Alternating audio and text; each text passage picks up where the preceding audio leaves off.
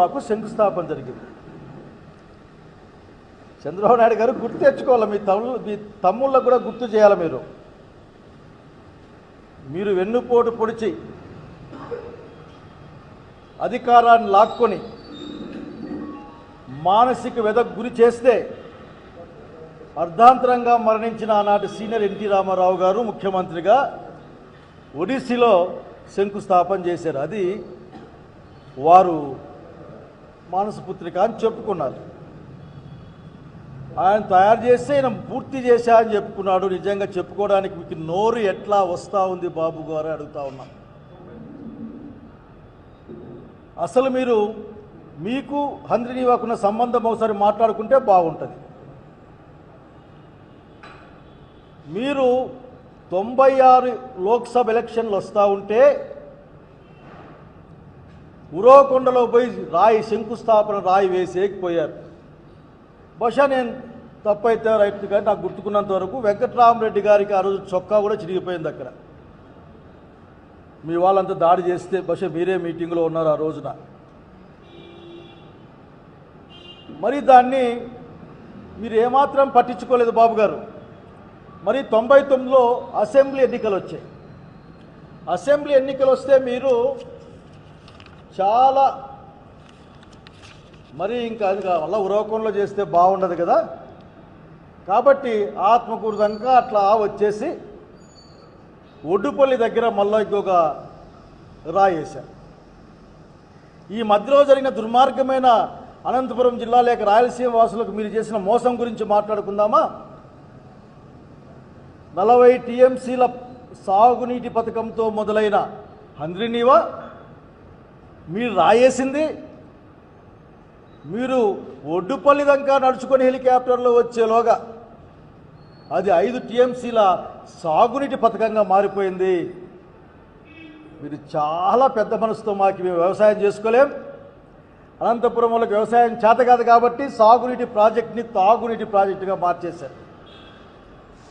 పోతే పోన్లే, ఈరోజు లెక్కలు చెప్తారు. మేము 10 లక్షలు ఎంత 16,000 కోట్లు 18,000 కోట్లు ఖర్చు పెట్టామని చెప్తా ఉన్నావు బాబు గారు. మీకు లెక్క చెప్పనా? నేను 95 నుండి 2004 వరకు మీరే అధికారంలో ఉన్నారు.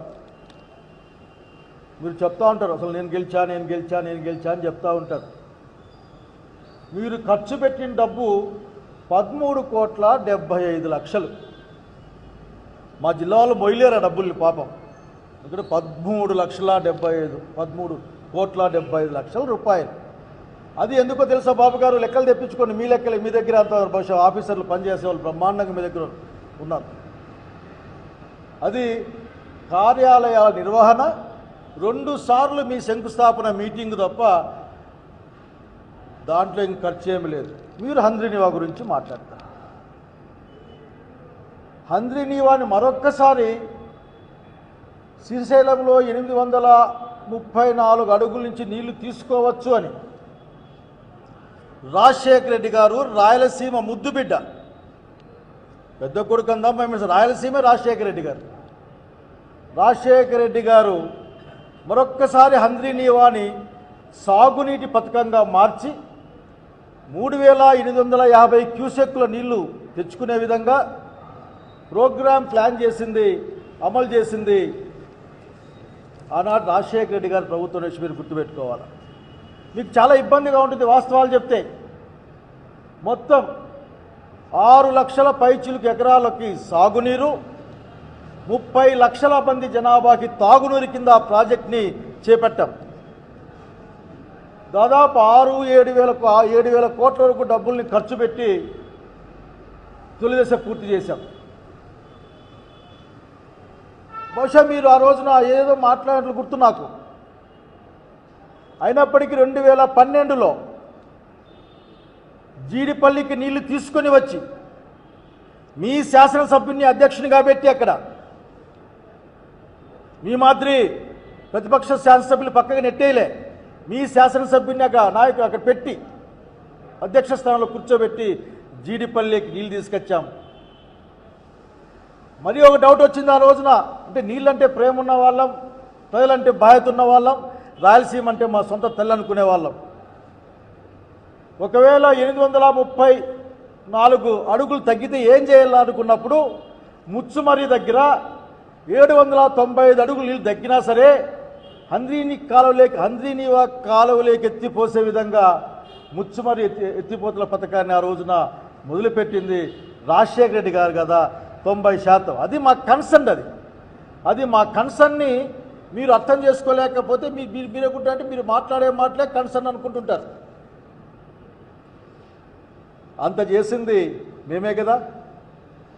అసలుకి మీకు హంద్రీనీవా మీకు బహుశా మీ వాళ్ళు అప్పుడు ఏటీఎం ఉంటారు. హంద్రీనీవా మీకు ఏటీఎం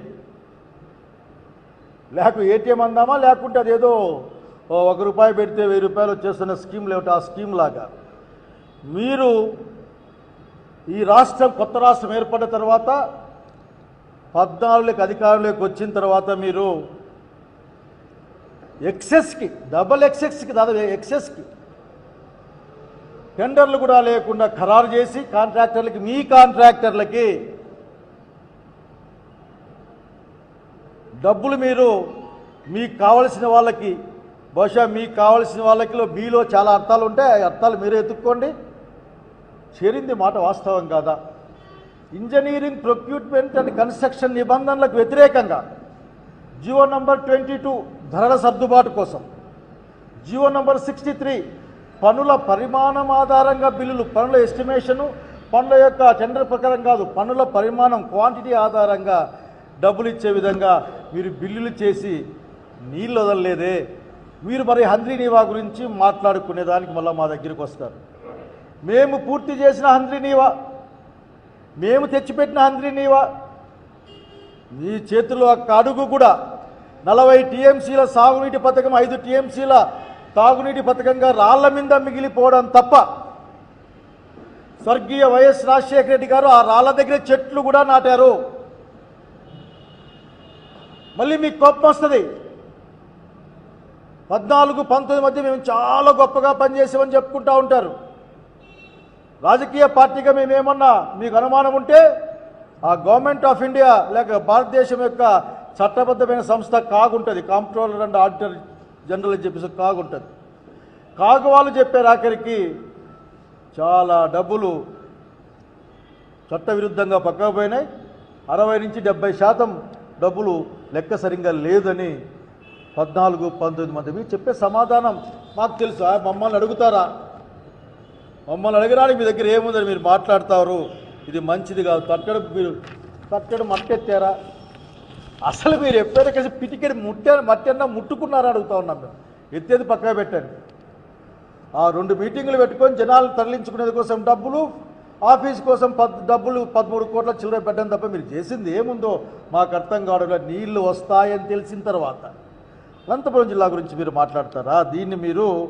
దాన్నేమో స్వర్గంగా చేస్తారట. మీ చేతుల్లో ఇది మాడి మసి కాకుంటే మంచిది. మా జిల్లా, ఈ జిల్లాకి ఏం చేసినా మేమే చేసాం. మా ఆలోచన విధానమే, రాజశేఖర ఆలోచన విధానమే చేసింది.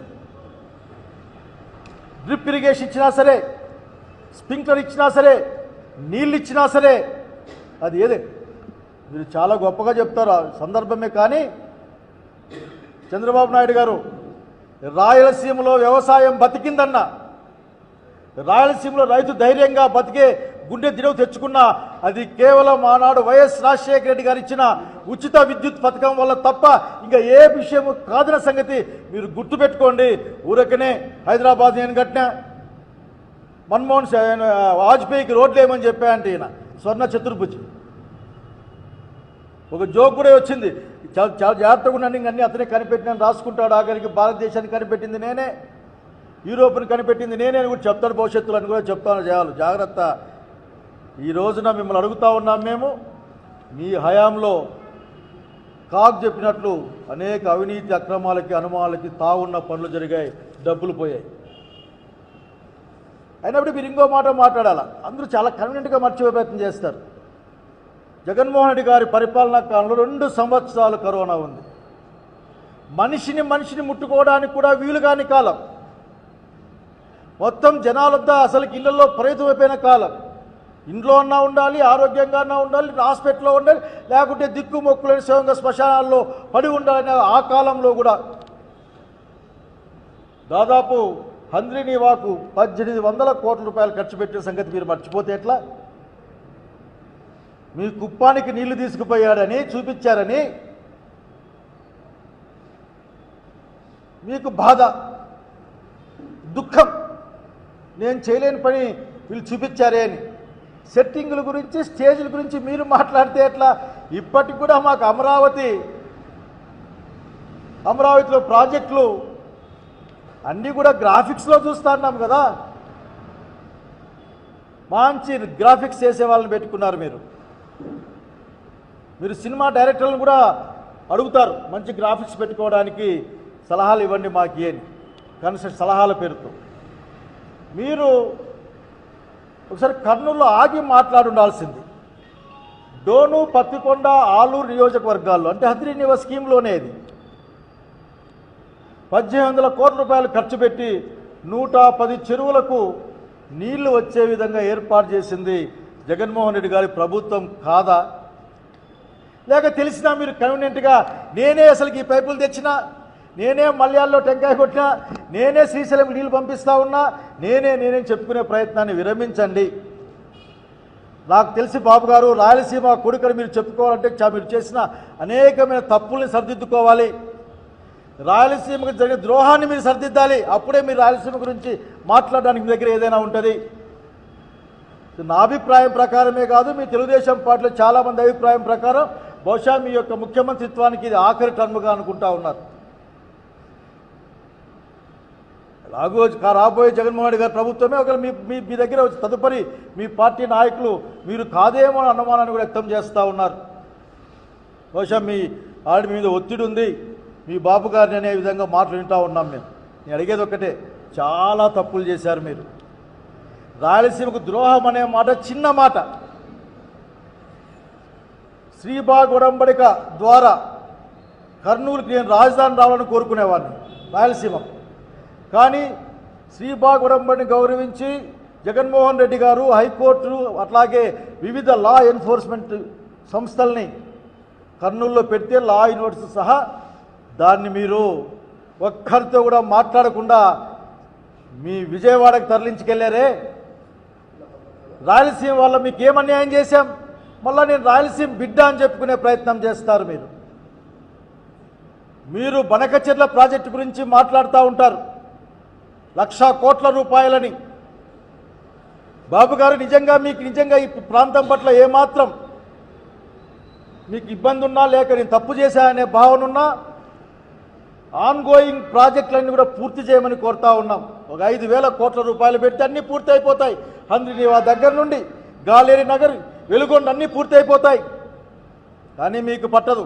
ఎందుకంటే స్వర్గీయ నందమూరి తారక రామారావు ప్రారంభించారు కాబట్టి ఓడిస్సీలో ఆ పథకాన్ని సాగునీటి పథకం నుంచి తాగునీటి పథకంగా రాయి మీదే పెట్టేసిన తెలివైన వాళ్ళు, రాజకీయంగా మీరు చాలా దూరం ఆలోచించే వాళ్ళు, రామారావుని మూసేద్దాం అనుకొని మనం అడుగుతూ ఉన్నాం. ఈ రోజున హంద్రీనీవా గురించి మాతో మాట్లాడుతూ వస్తూ ఉన్నారు. అయ్యా, కొన్ని అనుమానాలు మాకున్నాయి. మా జిల్లా వాళ్ళు ఏమడుగుతూ ఉన్నారు చాలామంది, లైనింగ్ వద్దయా మహాప్రభు, లైనింగ్ ఉంటే మాకు బాయిల్ లేక నీళ్ళు రావు, బోర్లు లేక నీళ్ళు రావు, మేము చచ్చిపోవాల్సి వస్తుంది, దయచేసి మాకు ఇబ్బంది అవుతుందని మాట్లాడుతూ ఉన్నారు. మీరు వినరు. లైనింగ్ పనులు మీరు చాలా స్పీడ్గా పూర్తి చేశారట తీసుకెళ్ళడానికి. అందులో ప్రమాణాలు పాటించారా అని మాకు అనుమానం ఉంది. ఉదాహరణకి ఏ లైనింగ్ చేసినా సరే దాంట్లో వంపుల దగ్గర లేక మిగతా అన్ని ప్రాంతాల్లో స్టీల్ ఫైబర్ రీఇన్ఫోర్స్మెంట్ టెక్నిక్ను వాడతారు. లేదని మాకు వార్తలు వస్తూ ఉన్నాయి. డీప్ కట్ల దగ్గర మరి అన్యాయంగా పని జరిగిందని వార్తలు వస్తూ ఉన్నాయి. కొద్దిమంది ఇంజనీర్లు మాట్లాడుతూ ఉన్నారు, నీళ్లు వదిలితే సగభాగం పనులు కొట్టుకుపోతాయేమో సార్ అట్లా ఉందని మాట్లాడుతూ ఉన్నారు. మీరు అందులో ఎంత డబ్బులు ఖర్చు పెట్టేటంటే మీరు ఇచ్చింది 1900 చిల్లర, 900 ఖర్చు పెట్టారు. ఈ 900లో మీరు వచ్చి మా ప్రాంతానికి వచ్చిన లాభం అంటూ ఏమీ లేదు. కుప్పానికి లాభం లేదు, చిత్తూరుకి లాభం లేదు, మాకు సింహభాగం పొంది అనంతపురం జిల్లా వాళ్ళకు కూడా భాగం లేదు. మీకు ప్రాజెక్ట్ స్వరూపం మరోసారి గుర్తు చేస్తారు, మీకు బాగా గుర్తుకుంటాయి. మీరు మాట్లాడితే క్వాంటమ్ టెక్నాలజీలు, ఏఐ టెక్నాలజీ గురించి మాట్లాడతారు మీరు, మీకు గుర్తుకుంటుంది. కానీ ఇది అత్యంత కరువు జిల్లా అనంతపురంలో 3 లక్షల పైగా ఎకరాలకు సాగునీళ్ళు రావడానికి ఆ ప్రాజెక్ట్ నిర్దేశించబడింది. ఎక్కడ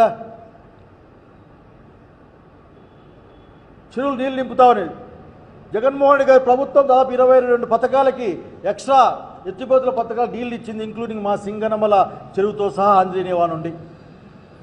ఎక్కడ కేవలం మీకు కావలసిన వాళ్ళకి బిల్లులు, పనులు, ఆ బిల్లుల్లో జరిగే అన్ని ఫార్మాలిటీస్ జరిగే పని తప్ప ఇంక మాకేం కనపడడం లేదని అసలు గుంతకళ్ళు పురవకొండలు మాట్లాడుకుంటా ఉన్నారు, చూపిస్తా ఉన్నారు. ఇంకొక మీకు ఒక మాట చెప్పనా బాబు గారు, మాకు ఈ మధ్య ఒక విషయం తెలిసింది, బహుశా మీకే ఎక్కువ వాస్తవం తెలిసే అవకాశం ఉంది.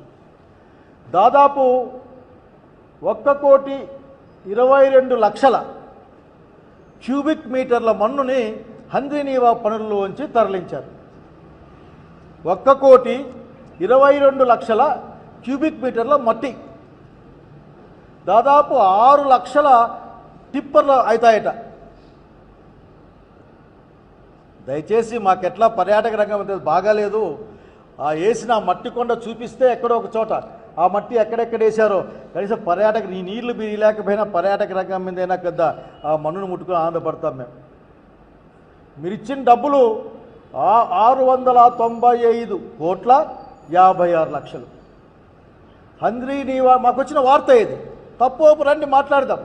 మీ ఇరిగేషన్ పంపిస్తారా, మీ ఇరిగేషన్ మంత్రిని పంపిస్తారా, లేక మీరే? ఎందుకంటే ఈ మధ్య మామూలుగా మంత్రులు చేసే పని బాబు గారు, మీరు నిజంగా అక్కడ బల్యాల దగ్గర పోయి విమానంలో పోయి మళ్ళీ హెలికాప్టర్లో పోయి మళ్ళీ బండ్లో పోయి ఆడ ఆన్ చేసినారు కదా, కనుక మీరు వచ్చినా మాట్లాడతాం. 1,22,00,000 క్యూబిక్ మీటర్ల మన్ను ఎక్కడ పెట్టారో చూడాలనిపిస్తుంది మా ఇట్లా వాళ్ళకి. 6 లక్షల టిప్పర్లు ఎవరెవరు ఎన్ని టిప్పులు తోలారు కూడా ఆ లెక్క ఎవరు చూడాలనిపిస్తుంది మాకు. దాంతోపాటుగా 695.56 కోట్లు కూడా డబ్బులు ఎట్లెట్లా ఎవరికిపోయినాయి కూడా చూస్తే బాగుంటుందేమో. ఎందుకంటే మా జిల్లా వాళ్ళు అర్థం చేసుకుంటాం, ఎంత మన్ను ఎత్తేసినారు, ఎన్ని టిప్పర్లు వాడినారు, ఎంతమంది జనాలు పనిచేశారు, ఎంతమంది కూలలకు ఎన్ని డబ్బులు పోయినాయి. ఈ 695 కోట్ల రూపాయల్లో అనంతపురం జిల్లా కనీసం పనిచేసుకునే అన్నయ్య కన్నా అక్కయ్య కన్నా డబ్బులు అయితే లెక్కేసుకుని సంతోషపడతాం కదా. ఇంత దుర్మార్గమైన మట్టిని కూడా వదలని మీరు హంద్రీనీవాలో మట్టిని కూడా, మట్టి పేరును కూడా వదలని మీరు హంద్రీనీవా గురించి మాట్లాడుతూ ఉన్నారు.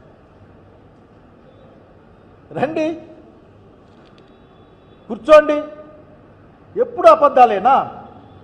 మేము అడుగుతూ ఉన్నాం. మా జిల్లా వాళ్ళు లైనింగ్ వద్దని మేము చెప్పాం, మేము జీవో ఇచ్చాం. 10,000 క్యూసెక్కులకు పైగా కాలువ సామర్థ్యాన్ని పెంచుతూ జీవో ఇచ్చాం.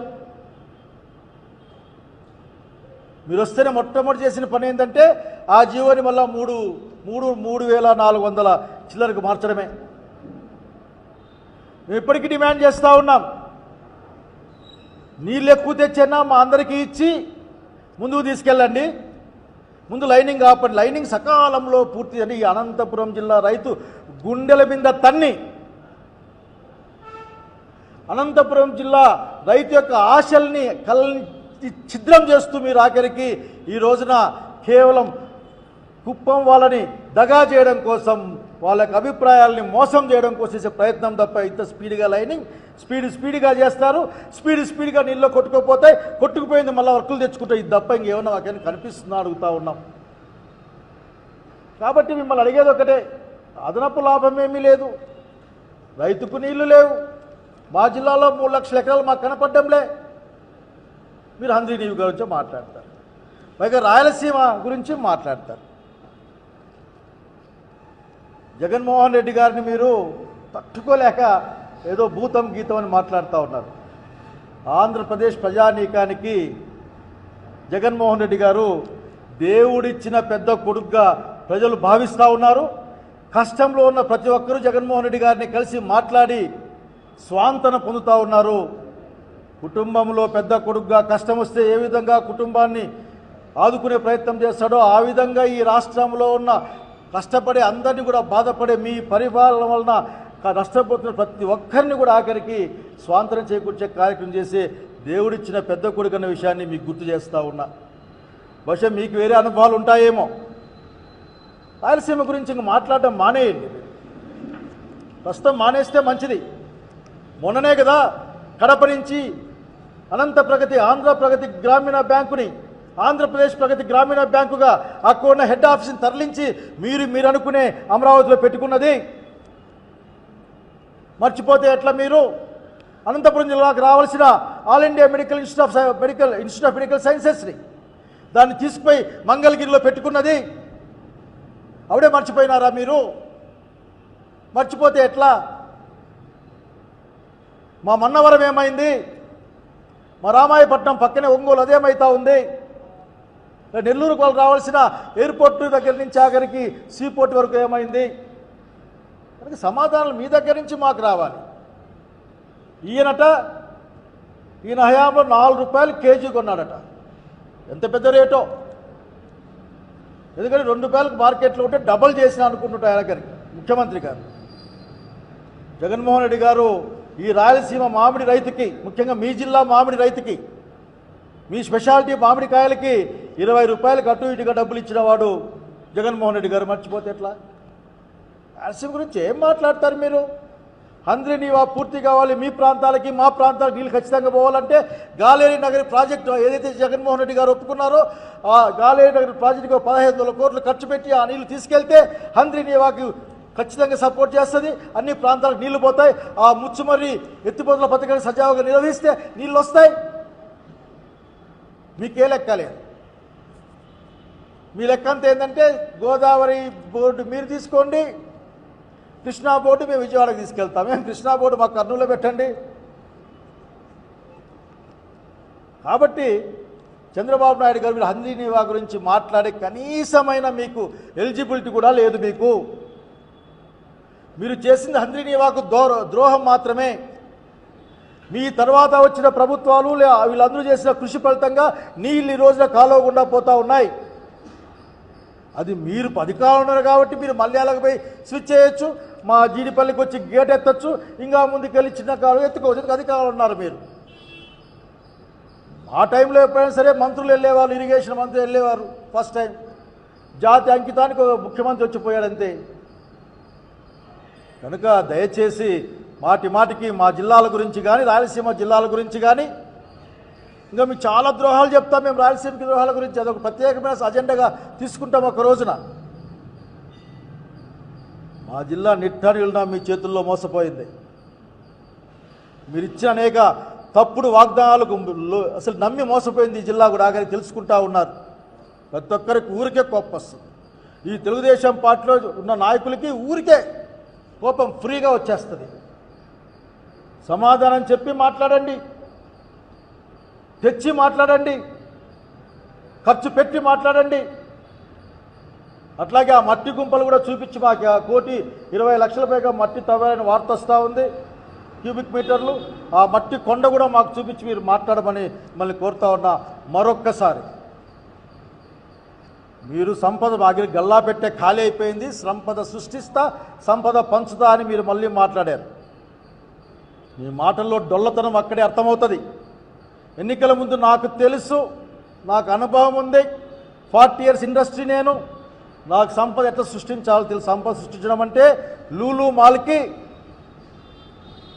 100 కోట్లు పెట్టుబడి పెట్టి దగ్గర 1000 కోట్ల భూములు దారాదత్త చేయడం.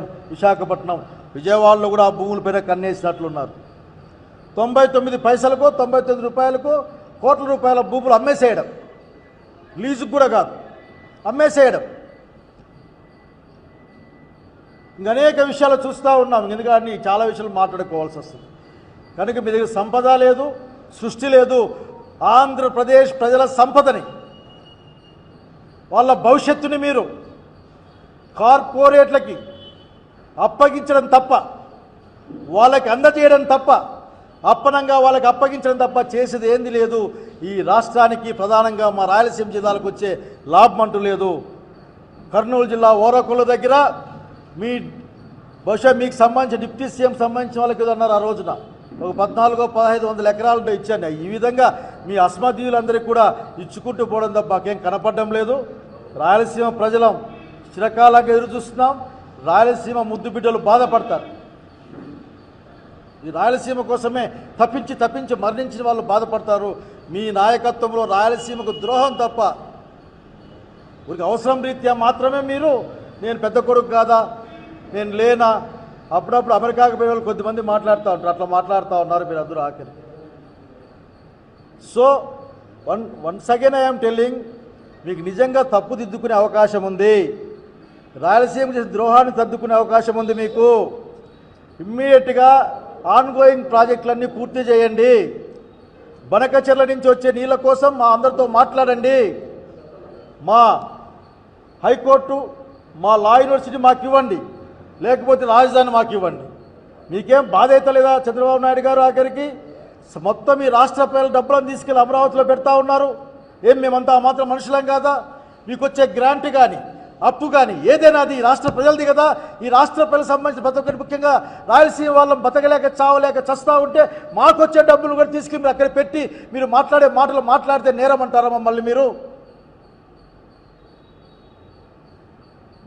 మా వాటా మేము అడిగే రోజు వస్తుంది. ఇంతకంటే బలంగా చూసే రోజు కూడా వస్తుంది.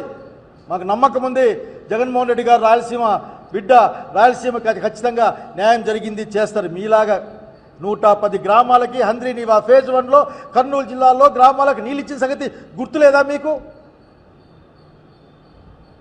మేము తట్టడు మట్టి ఎత్తలేకపోయినాం, కానీ మీరు 1,20,00,000 క్యూబిక్ మీటర్ల మన్ను ఎత్తారని ఏదో వార్తలు వస్తూ ఉన్నాయి.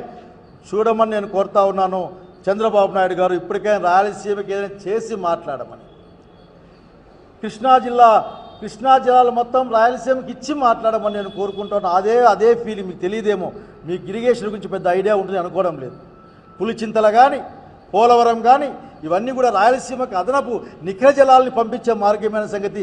పట్టిసీమలో మీరు 1 సంవత్సరంలో కడితే మీకు బోనస్ ఇస్తారని చెప్పి వితిన్ టైం ఫ్రేమ్లో పట్టిసీమను పూర్తి చేయించి నీళ్ళు ఇచ్చారే. మరి మా హంద్రీనీవాకు, గాలేరి నగరికి, లేక మా వెలిగొండకి మీరు వచ్చారు కదా, ఇంకా మా మీద పడతారు ఎందుకు? మీరు వచ్చారు కదా, మీరు పూర్తి చేస్తే మంచిగా ఉంటుందని తెలియజేసుకుంటా ఉన్నాం. హంద్రీనీవా గురించి మాట్లాడేకి మీకు బహుశా ఎలిజిబిలిటీ తక్కువేమో అని అనుకుంటా ఉన్నాను. ముఖ్యమంత్రి గారు పనిచేసి మాట్లాడండి, మేము కూడా మీ గురించి మాట్లాడే ప్రయత్నం చేస్తాం. నమస్కారం. ఈ మధ్యకాలంలో నిన్న 2 అంశాలను మెన్షన్ చేద్దాం అనుకుంటున్నాం మీ ద్వారా. అంత స్థాయి తక్కువ అనాగరికమైన భాషతో, ఆ భావజాలంతో గాలి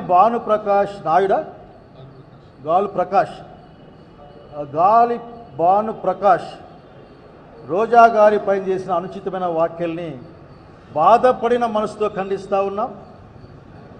చంద్రబాబు నాయుడు గారు కానీ, అట్లాగే అందరినీ చూస్తా అని చెప్పే పవన్ కళ్యాణ్ గారు కానీ తక్షణం ఆ విషయంపైన స్పందించాలి. దానికి రోజా గారికి ప్రభుత్వమే క్షమాపణ చెప్పాలి. అట్లాగే చంద్రబాబు నాయుడు గారిని కోరుకుంటా ఉన్నా నేను, అయ్యా మొన్న మీరు సత్యసాయి జిల్లాకు వచ్చిపోయారు. మీరు ఆ ఏడావలపర్తిలో అన్యాయానికి, అరాచకానికి గురైపోయిన ఒక దళిత విద్యార్థి 9వ క్లాస్ అమ్మాయి రేపో మాపో డెలివరీ అవుతుంది. ఇప్పటికి కూడా ప్రధానమైన నిందితులు దొరకలే అని చెప్తా ఉన్నారు. ఆ అమ్మాయికి ఏ అష్యూరెన్స్ లేదు. ఊరకనే అక్కడికి వచ్చి జగన్ రెడ్డి వేసిపోయిన రంగుల బల్లపైన కూర్చొని, రంగుల రూమ్లో కూర్చొని ఆయన ఇచ్చిపోయిన అమ్మఒడిని నామకరణం మార్చుకొని చెప్పుకోవడం కాదు. ఇప్పటికైనా సరే నేను రిక్వెస్టింగ్ యూ, మిమ్మల్ని,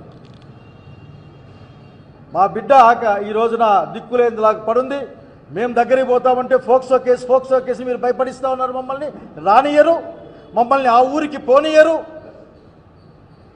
ఇప్పటికి రేపో మాపో బహుశా దినాల్లో ఉన్నట్లున్న అమ్మాయి డెలివరీ కావడానికి ప్రభుత్వం తక్షణం కరెక్ట్గా స్పందించాలని చంద్రబాబు నాయుడు గారు మిమ్మల్నే కోరుతా ఉన్నాం. అయిందా? ఓకే. డెలివరీ ఇప్పుడే వచ్చిన వార్త, డెలివరీ కూడా అయిపోయింది. ఇప్పుడే రీసెంట్ 2 days బ్యాక్ డెలివరీ అయింది ఆ అమ్మాయికి. నేను యాక్చువల్గా ఊర్లో లేను. 17 డాక్టర్లు 18 తారీఖున డేట్ చెప్పారు, అప్పుడే గుర్తు నాకు ఆఖరి. ఏది ఏమైనా ఆ అమ్మాయి గురించి ఈ ప్రభుత్వం స్పష్టంగా ఆలోచించాలి. లేకపోతే ఖచ్చితంగా ఈ జిల్లాలో ఉన్న అందరూ దళితులు, ప్రజా సంఘాల వాళ్ళు, ప్రజాస్వామ్యవాదులు, మనుషులంటే ప్రేమ ఉన్నవాళ్ళు, మనిషి అంటే గౌరవం ఉన్నవాళ్ళు రాజ్యాంగం పట్ల గౌరవం ఉన్న అందరూ కలిపి ఏదో కార్యక్రమాన్ని ఆలోచించుకోకముందే మీరు దయచేసి స్పందించమని కోరుతా ఉన్నాను.